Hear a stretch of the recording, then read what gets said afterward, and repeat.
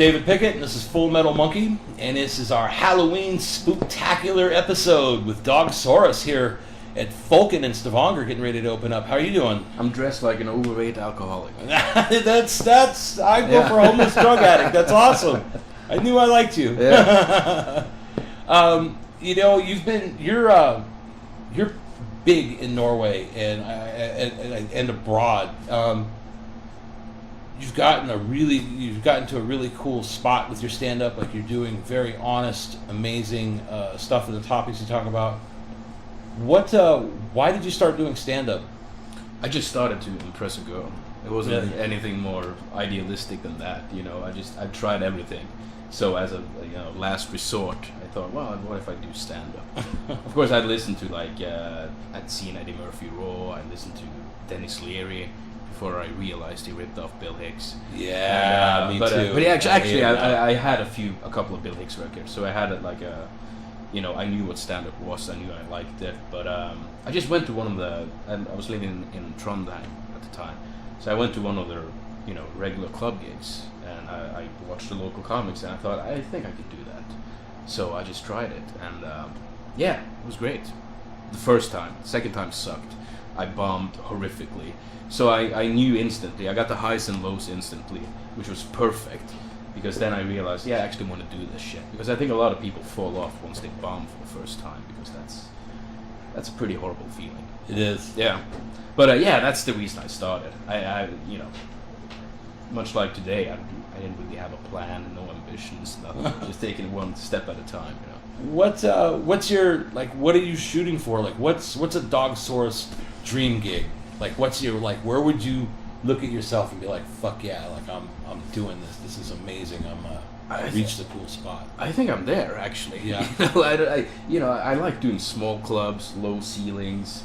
Like we were talking about, if you can smell the piss coming out of the urinals, that's perfect for me. And just I get 100, 150, 200 people, that's perfect.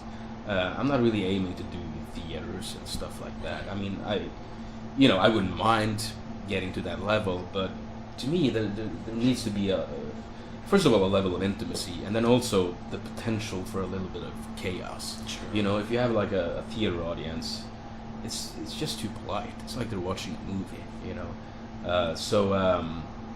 and of course, the dream has always been to just draw my own crowd, and I think I'm getting there.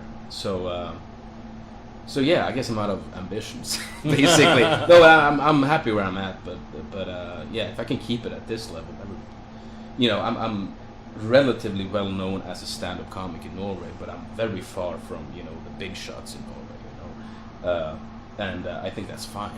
I like a certain level of anonymity as well. It's perfect. I'm not aiming to. I'm not going to be on Dancing with the Stars, or I'm comfortable where I'm at. So it's all about maintenance from now. Right, sure. I don't know. Does that sound depressing? No, actually, not at all. It's really this. Like I said, we were talking about earlier. You're in this amazing place. I was watching. Which one was it? Edinburgh with the background. The thing with the. Oh yeah. Fucking such an amazing set. Just you're just flying and doing what you do, and it's amazing. I think it's got that sort of that same kind of zone I think Louis C.K. is in, where he's just able to just be himself. Right. And that's an amazing place to be. Yeah, that's the I'll take every compliment with gratitude, but that's the greatest compliment I get when people go, yeah, you're just the same on stage as you are off stage, because that's always been my aim, and trying to, I mean, it's all sort of fake, but reaching the point where it seems like you're just talking on stage. Right. You're not really doing bits. Of course I'm doing bits, but if it seems like I'm just talking, that would be my it's a bit of a it's a game basically, but that's always my goal, to make it feel like an organic thing. Yeah, absolutely. That's good. That's fucking awesome. What do you think about where stand-up comedy is headed in 2012? I don't know. Like, on a global level, I have a few, a handful of comics that I follow. I'm not really I love a few comics. I really love them, but I'm not really, I don't really know. I'm not hip to what's going on in a broader sense. You know, I don't know who the big. Like I got that everybody hated Dane Cook for a while. Now it seems like maybe it's Jeff Dunham, stuff like that. Whenever there's, I think there's a certain degree of some people that just don't like somebody that is successful. yeah, to a certain extent, that's probably. You know, they're the enemy, but Yeah. when it comes time for them to get there themselves, they're all for it, kind of thing. I think Yeah. sometimes, you know. No, but the people I enjoy are the people, like I said, who just seem like they're themselves on stage, you know. But even so, I can appreciate like a Daniel Tosh or an Anthony Jeselnik, Yeah. even though they have like a character. Right. I can't smoke weed and watch it because that just freaks me out. I need pure authenticity when I'm high.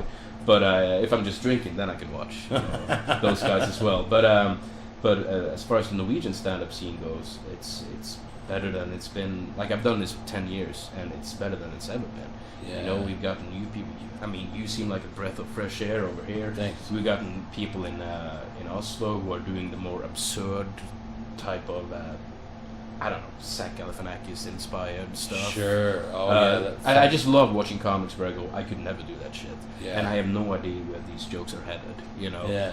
So it's for a long time it was really homogenous, and everybody, you know, if you close your eyes, it sounded pretty much the same. You know, the same topics, the same fear of alienating the audience. I think that's the biggest thing.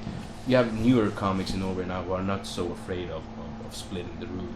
You know, Yeah. which is perfect because that's Yeah. where I always say that the really good material is found where it might go horribly wrong. Yeah. If you can just, yeah. If it goes right, but it could go horribly wrong, that's where the funny stuff is. How do you feel when they hit dead silence on you? You know, it depends. If it's a joke that I've worked out and I can stand behind it, like, but you know, when you try out new stuff and it's got an edge to it, sometimes I just go, yeah, I can see why that's not funny yet. No, I don't mean that stuff. I mean the stuff that you know, like the stuff you believe in, and they just it depends on the mood actually. Sometimes I just find it fucking hilarious. Yeah. I think it's really funny. But if it's been sort of a slow show, then it doesn't help. No, You know? sure. But it depends. But you know, if it's stuff that I can stand behind, and if I can honestly feel like people are not responding just because they're misunderstanding the point, then that's fine.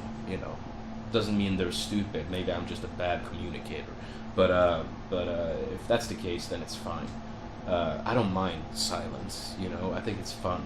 But it does feel a bit weird when you're drawing your own crowd and it's completely silent. You know, alienate your own people. Yeah, maybe this is missing something. But I don't know. Not necessarily. Sometimes, every now and then, I feel like I just freak some people out. Like Right. it's just too much. Oh, like yeah. They're like, wow. And personally, I love that silence. Yeah, It's almost as good to me as the huge roar of applause. Right. Because I feel like I'm hitting them. I'm affecting them. Right, you right, know? right. I've had a couple people like run out of the room crying. Oh, You know? really? Yeah, like that's. I've had them leave. I have them start crying because I start talking about weird, Right, heavy shit, and I Right, don't right, really right. know. I'm not good at prettying it up enough yet. Right.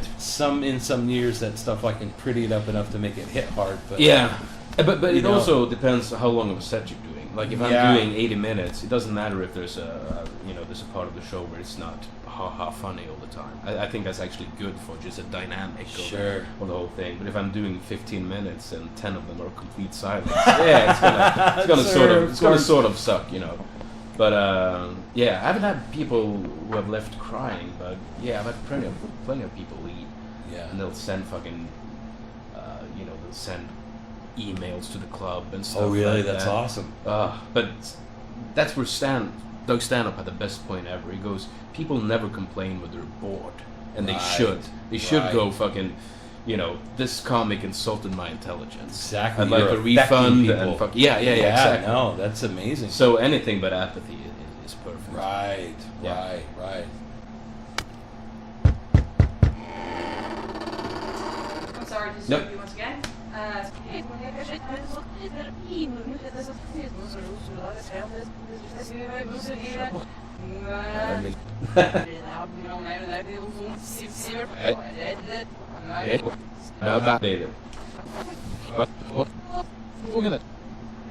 Yeah.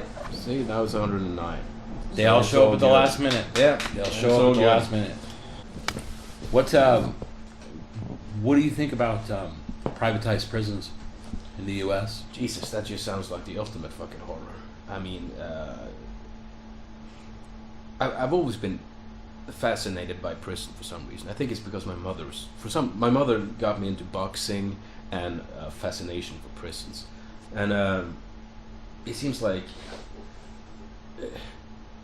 you're just turning. Well, first of all, it's the whole like slave labor thing when they turn them into fucking laborers. It's horrible. And the first issue should be, what's prison for? I mean, there is definitely a case to be made for just removing certain people from society. You know, the psychopaths, they're not going to change. I'm not a supporter of the death penalty. I think you have to be pretty reactionary if you think the state should be allowed to kill its own citizens that way. But some people should be locked up for life. But aside from that, like, what are you trying to accomplish? Is it revenge? Is it rehabilitation? Because there doesn't seem to be a lot of rehabilitation if you have just in the prison system in general. I mean, you know this a lot better than me, but and you're gonna take people who are busted for, you know, I mean, I don't know, smoking weed and turning them, or having weed on them and turning them into pretty fucking hardcore criminals. So, but that's one of those things.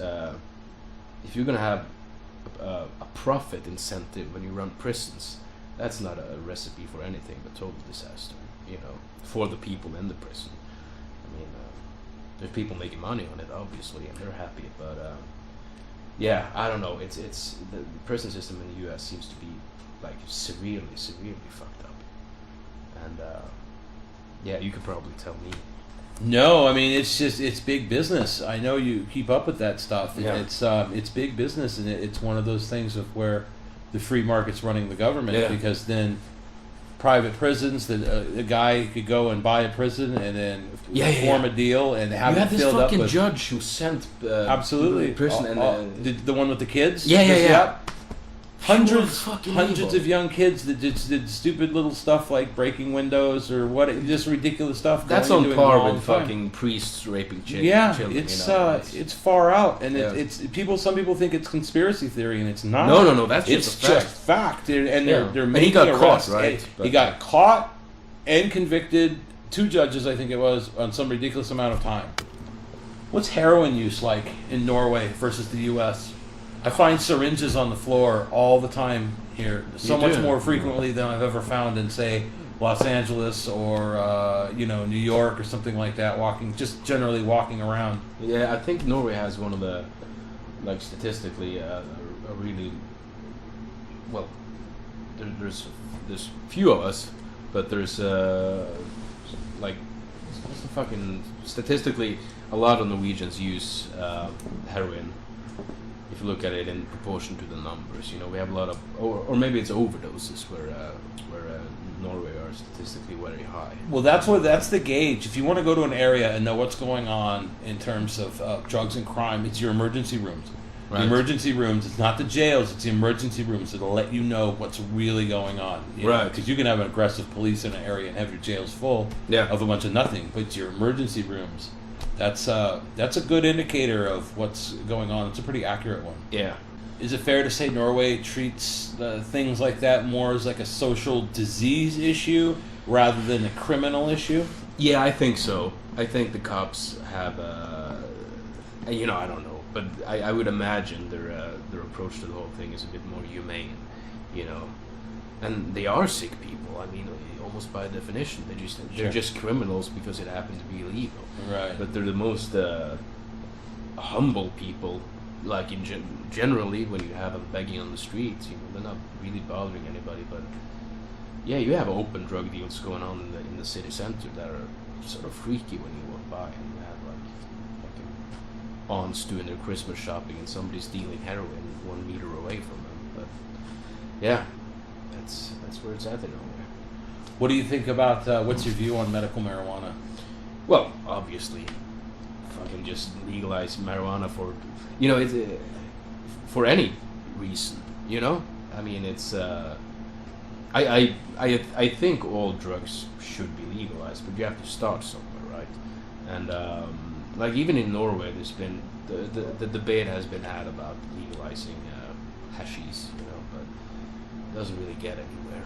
You know, there's no political will. it's politically impossible, I guess they call it, even if a majority of the population happen to want it. I don't know what the statistics are, but yeah, it is like I'd be interested to hear where you stand because you've had serious problems with drugs, but would you be opposed to legalizing everything? No, it's never the drugs that are that bad. It's what you're doing. Yeah. It's why you're doing the drugs in the first place. Right. You can kill yourself on damn near anything. Right. You can kill yourself on airplane glue. Yeah. You can kill yourself on bath salts. You can kill yourself with so many different things. Yeah. It's really what it is you're looking for. You know what I mean? Yeah. This is a physician, and I think he lives in Canada. He's called Gabor Mate. I think he's an Italian. He wrote this book called In the Realm of Hungry Ghosts, and his whole theory is he works with drug addicts, and his whole theory is that if you have a personality that's prone to addiction, his research and the people he's worked with suggest that it's either some sort of mental issue, like you have mental problems, or there's an issue of abuse if you end up as an addict. So just the whole idea of thinking, well, these are people who took bad personal choices. Well, not really. I mean, I don't know how much free will is involved if you have mental problems or you have a history of abuse. You're medicating something by being a drug addict. You know, there's a reason why I've done coke a bunch of times. I've never felt like I have to do coke. I just don't have that.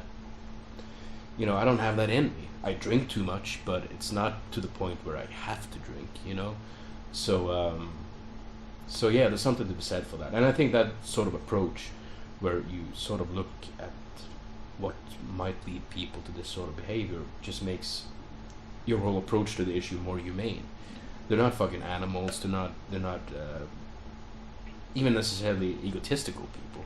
They're people with problems who chose to medicate and things got out of hand. What do you think would benefit the U.S. in terms of the violence that they have in the news on a regular basis? There's a guy called Elliot Layton. He's like an anthropologist, and his whole theory is that how people react when they go crazy is a cultural thing. So he thinks the whole thing of going into McDonald's and just shooting everybody is an American thing. It's like a cultural way of reacting, because that's sort of the way you've been primed to actually. That's your reference point when it comes to I'm losing my mind, I'm going crazy. Because his whole point is, I can't remember any specific examples, but in other cultures, that's not the way they react if you're going crazy. So I don't know, maybe he has a point, Americans were very hysterical people. Right. Well, it's a fearful nation. I think that seems like an unusually fearful nation. I think that's probably true. Our government likes us afraid and paying for stuff. Right. They want us. As long as they keep us afraid, we keep giving them money. Yeah. In different ways, and that's the cycle that's been going on. Yeah, but even so, I would think I could imagine even like a small. If you had, 9/11 was. Even if you had like a small scale, like what happened in Norway last year. Yeah, that was terrible.